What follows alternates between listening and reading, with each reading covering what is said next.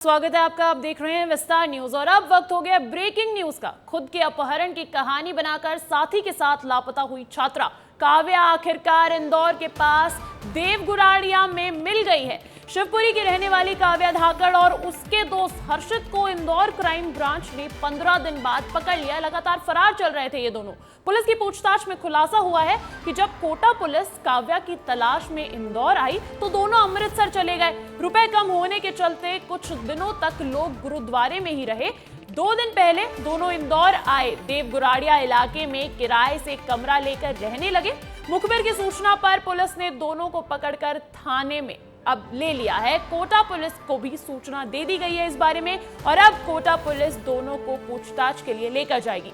आपको बता दें कि छात्रा ने अपने साथी के साथ मिलकर अपहरण की झूठी कहानी रची थी और पिता से 30 लाख की फिरौती की मांग भी की थी। तो ये जो मामला था शिवपुरी का, जहां छात्रा ने अपनी अपहरण की झूठी कहानी रची, अपना अपहरण अपने ही दोस्तों से करवाया और फिर अपने पिता से फिरौती में 30 लाख की मांग रखी, इसका अब खुलासा हो चुका है। खुलासा पहले ही हो गया था, लेकिन जो छात्रा है काव्या वो अपने साथी के साथ फरार थी और अब इस कहानी में नया मोड़ आया है जहां पुलिस ने इन दोनों को ही धर लिया है। खुद के अपहरण की कहानी बनाकर साथी के साथ लापता हुई छात्रा काव्या आखिरकार इंदौर के पास देवगुराड़िया में मिल गई है। उनको गिरफ्तार कर लिया गया है। एक किडनैपिंग का मामला रजिस्टर्ड हुआ था कोटा जिले में, जो विज्ञान शहर थाना है वहाँ पर एक मामला रजिस्टर्ड हुआ था किडनैपिंग का। उस सिलसिले में कोटा की टीम यहाँ इंदौर पर आई थी और इंदौर में वरिष्ठ अधिकारियों से संपर्क किया गया, जिसमें क्राइम ब्रांच की 2 टीमें लगाई गई थी उनके लिए। और उसमें किडनैपिंग में लगातार कोटा टीम के द्वारा यहाँ पर कार्रवाई की गई और यहाँ पर स्टे किया गया और इंदौर पुलिस के द्वारा उनको सहयोग दिया गया।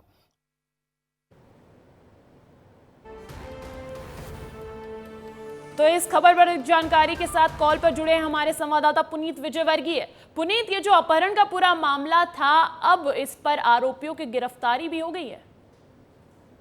जी देखिए, अपहरण का जो मामला है ये झूठा अपहरण का पूरा मामला था। जो काव्या है उन्होंने खुद अपने परिजनों से 30 लाख रुपए फिरौती वसूलने के लिए अपने आप को अपहृत होना दिखाया था, लेकिन पुलिस की मुस्तैदी ही इसे कहेंगे कि पुलिस ने इनके अपहरण की झूठी कहानी की पोल खोल दी थी।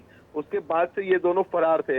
इंदौर से पहले ये दोनों अमृतसर चले गए थे, वहां पर गोल्डन टेम्पल में कुछ दिन रहे। पैसों की कमी थी, इस वजह से होटल नहीं ले सके। 2 दिन पहले ही ये दोनों इंदौर पहुंचे थे और यहाँ के देवगुराड़िया इलाके में अपनी एक सहेली के रूम पर काव्या रुकी हुई थी। नर्सिंग की पढ़ाई कर रही सहेली के कमरे पर रुकी हुई थी। यह जानकारी सामने आई है सूत्रों से कि काव्या ने अपने पेरेंट्स से संपर्क किया था, जिसके बाद पुलिस को मोबाइल लोकेशन मिली थी और उस मोबाइल लोकेशन के आधार पर इंदौर क्राइम ब्रांच ने काव्या को कल बरामद कर लिया। उसके साथ ही हर्षित को भी पकड़ा गया है। इंदौर पुलिस ने फिलहाल क्राइम ब्रांच थाने में दोनों को रखा है और आज कोटा पुलिस पहुंचकर दोनों को अपने साथ कोटा लेकर जाएगी।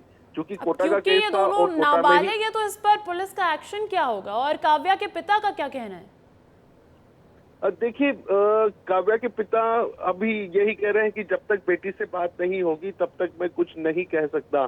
तो वो भी बेटी से मिलना चाहते हैं और अंजलि दोनों बालिग हैं, नाबालिग नहीं है।